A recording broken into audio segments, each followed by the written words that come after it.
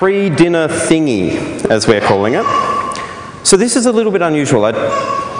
We've done dinners before with talks, right? But because of the venue we're using, we can't do a dinner talk. And we had this unusual opportunity. It pretty much happened that Pia rang me up and said, hey, I've got a couple of people who want to gate crash your dinner. And I thought, oh God, here we go again. But then she told me who they are. So, what do you do when Simon Hackett, the founder of Internode, and Robert Llewellyn, the guy who plays Crichton on Red Dwarf, want to gate crash your dinner?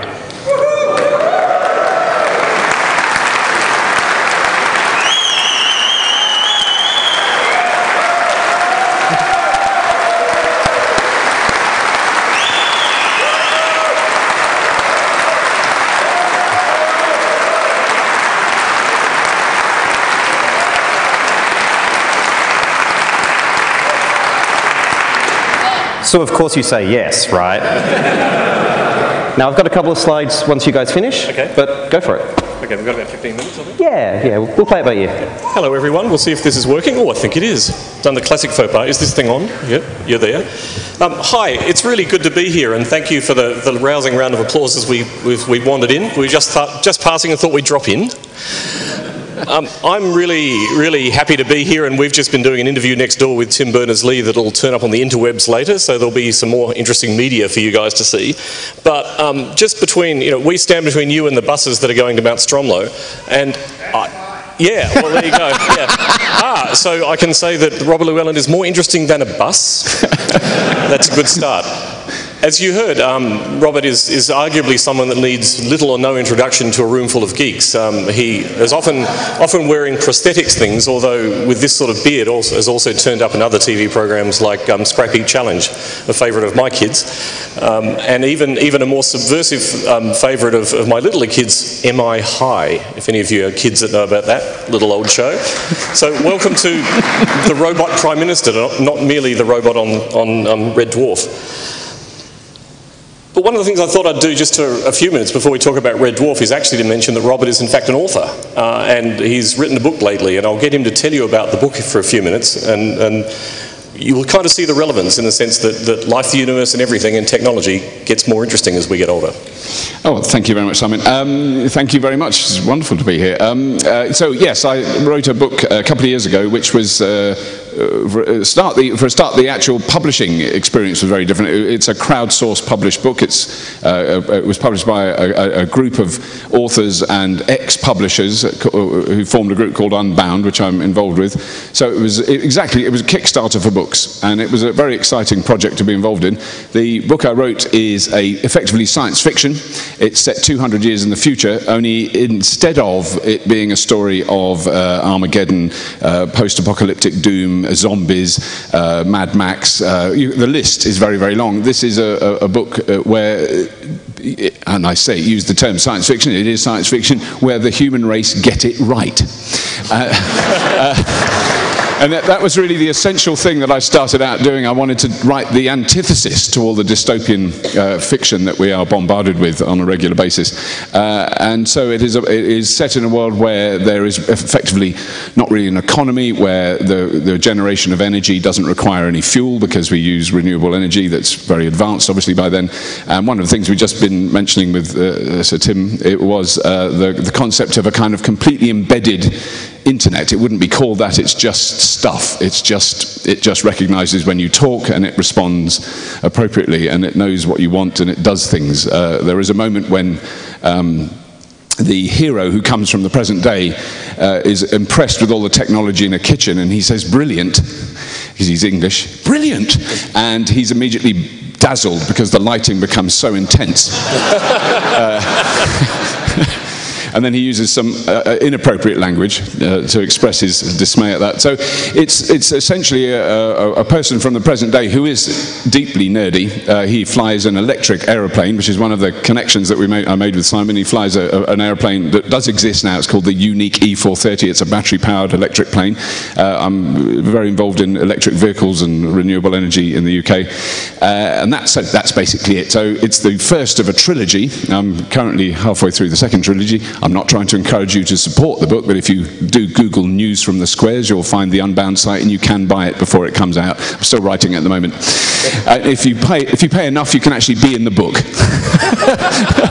I'll use your name as one of the characters. That's one of the things we're doing. Yeah, and in the world that Robert envisages, it's not clear what the internet's called anymore, but we all know what operating system it's running, don't we? That's true.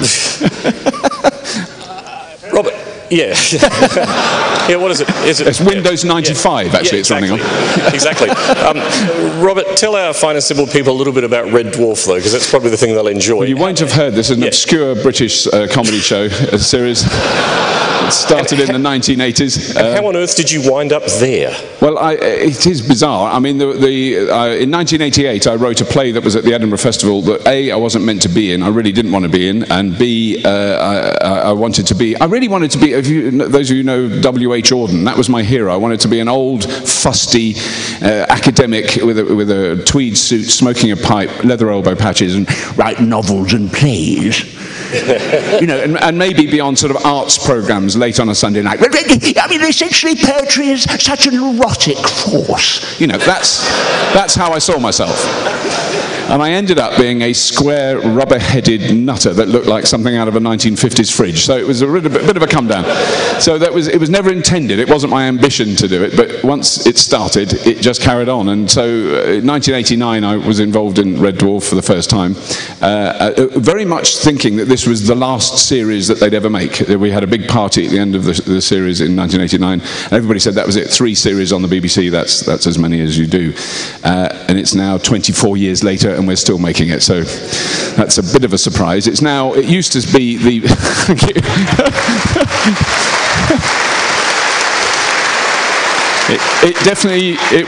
They were often referred to as the boys from the dwarf. We've now slightly outgrown that. There are a couple of rather cruel sequences in the latest series, which I believe is going out on the ABC at the moment, where we're running away from danger, and it's essentially Dad's army in space by now. So now we're running away. It's like, so we're not going quite as fast as we used to, but it's great fun to do. And we're actually, 3/4 of the cast are here. We're appearing in events in Melbourne, Sydney and Auckland in the next couple of weeks, which is great fun. So in fact, Craig Charles is already in Sydney, so Sydney's clearly in danger. Are we going to see more series of Red Dwarf? There was nothing confirmed yet, but we are confident that we will be making more if we can keep going and keep wearing the makeup and the silly hair and the H stuck on the forehead. Yes, there's hope to do it, but there's nothing official announced yet.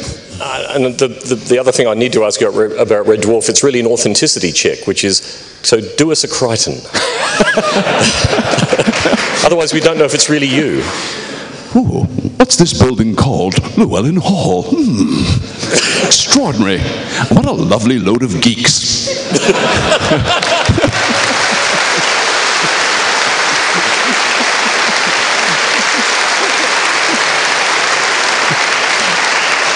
I find it very hard to do unless I'm covered in rubber. It's very difficult. Right.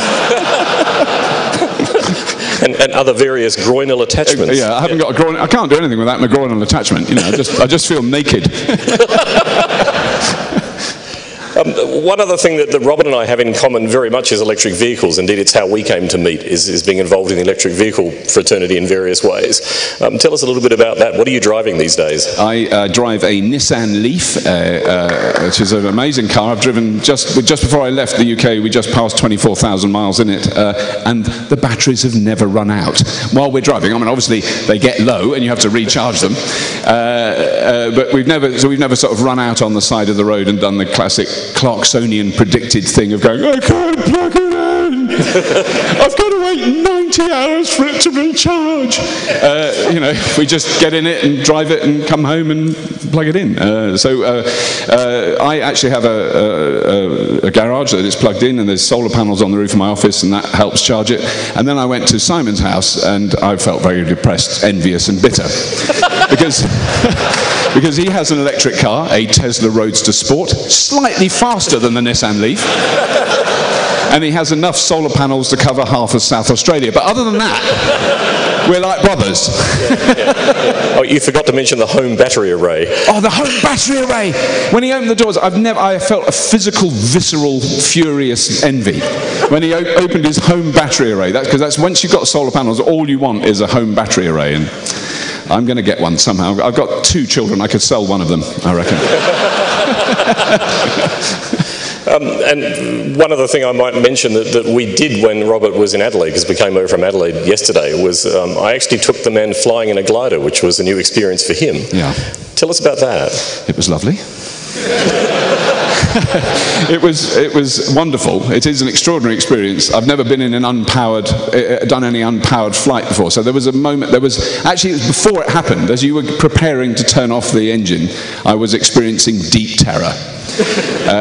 Sphincter tightening beyond the call of duty.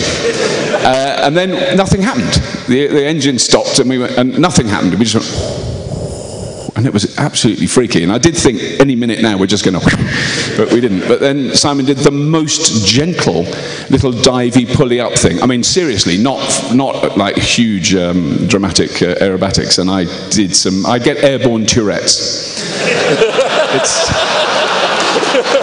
There's nothing I can do about it.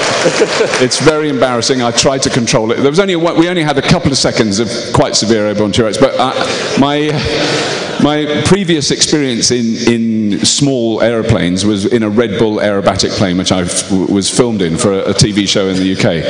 And then I got a severe case of airborne Tourette's. In fact, I proved to the director who'd asked me not to swear before that you can do 4 or 5 minutes solid with solid expletives with no joining words.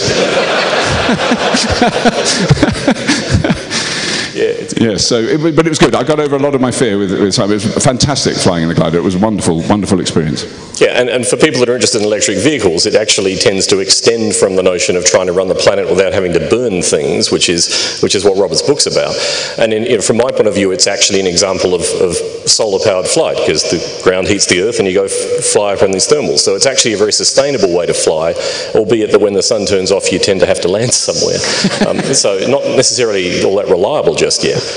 And Robert was actually, he was videoing it with an iPad, so he was actually throwing it up on the web. I think if you Google you'll understand why from that story, unpowered fright, you will find the vision of that.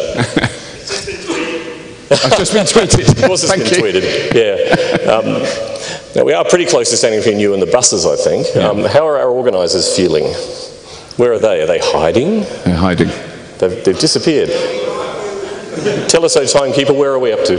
So it's 1:15. Do we want them to keep going for a little bit longer, or do you want to go to dinner?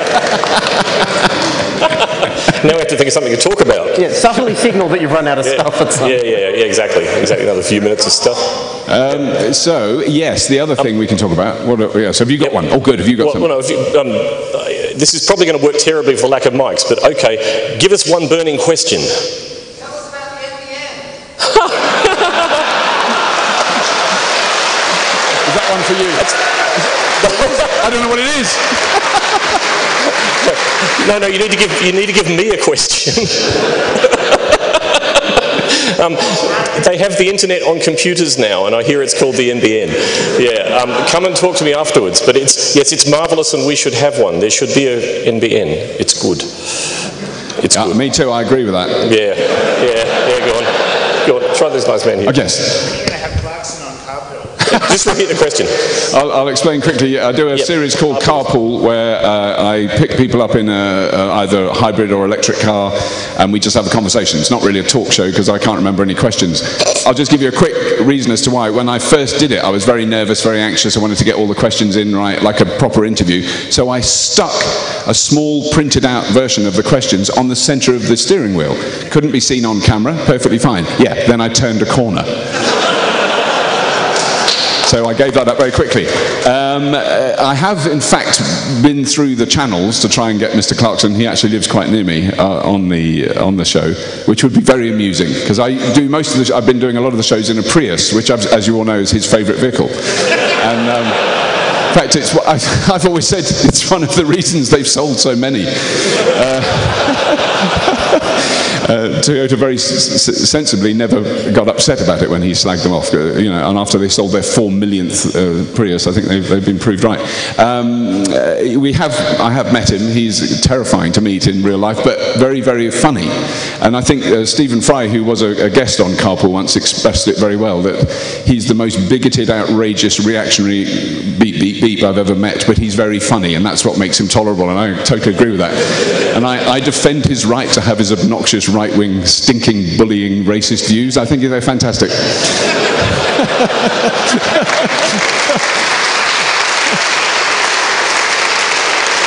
Yeah, we don't have a great deal in common, me and Big Mr. C. But he did, when I met him, he was like up here, he's a very big man, and he just said, "What do you drive?" First thing he said to me, and I said, "I don't believe you really say that."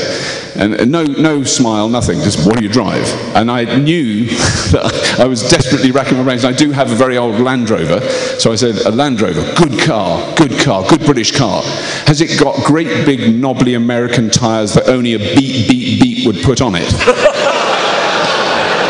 And I had to say yes. Well, we might do one more question from the Hawaiian-shirted gentleman there and then go and let you get to your buses. Yes. What's new? What's coming up in the world of EVs? Well, lots of. Well, I think the one that's just about to hit the UK, which is essentially technologically exactly the same. It's just enormously cheaper. Is a car called the Renault Zoe, which is starting price is about £14,000.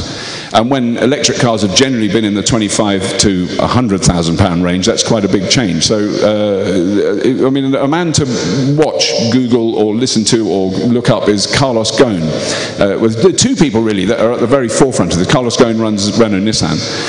I've interviewed him. He's on Fully Charged if you want to see that. But he's also extraordinary man, and obviously Elon Musk, who runs Tesla. So I mean, I think the Tesla Model S, which Simon and I have got some plans to do some Australian filming with, hopefully with a bit of luck, is an extraordinary vehicle, absolutely a game changer, and everyone that sees it, even the most devout petrol head, see that car and go, "Oh, I see." "Oh, you mean like a car?" Like a proper car that goes along faster than a BMW of the same size, you know. And that's the thing, is they're better, you know. That's the only way to. That's the way I describe electric cars. "Oh, you mean electric cars? Oh, what, the better ones?" That's really a good example. I can imagine doing journeys across Australia. It's a very different country to the one I live in. It's a challenge. That's how, I don't see it as impossible. I see it as a challenge. But you know, it is something I think we need to. I don't see electric cars are not the solution. They're not going to save the world. They're not all those things. But they point in a direction that maybe we should be thinking about. And I think that's really what they are. And I must agree, the Model S is an amazing looking car. They turn up in this country later this year. I'm very keen to see them turn up because guess who the #1 ticket holder is to get one. Very keen, and yeah, hopefully we'll go for a drive in one. Yeah, sorry, or rather you'll get to go for a drive in it, so that's all right. And they're just tremendously game-changing cars, and there's every YouTube clip showing a rear-mounted camera view from Model S of it leaving something behind stacks up. People are starting to realise that sexy doesn't have to be noisy. Yeah, there is a new, I don't know if you've... There's a Viper, a drag race against a Dodge Viper. Well, I got a speeding ticket in California from driving a Dodge Viper. They're not slow, and the Tesla Model S, a sedan, left it standing. I mean, they are extraordinarily quick, and it's not a racing car. It's a you know. No, but it's electric, and that's cool. Yeah, that's cool. So one other thing I will say is we are coming to dinner with you guys. So you know, you'll see us there. So be gentle to us. There's only 2 of us, but we're definitely coming to dinner. So I think we should probably head in the general direction of dinner. We should get on the bus. Yes. But could you help me in thanking... Get on that bus! Get on your bus! Could you help me in thanking Robert and Simon? And don't walk out of the room. Thank you very much.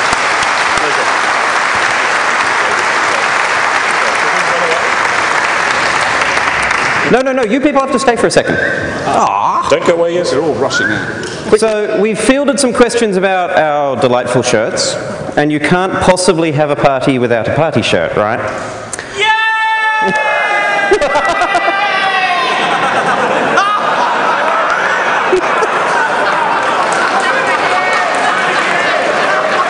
I'm glad you're happy, Jeff. Can I think that will scream that? They were all screaming on the inside, right?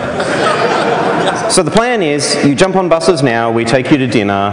As you get off the buses, someone lovely is going to hand you a hilarious shirt. If you choose not to come to the dinner, that's fine, you can collect your shirt tomorrow. So that's really the only other announcement I had. And now it's time for dinner.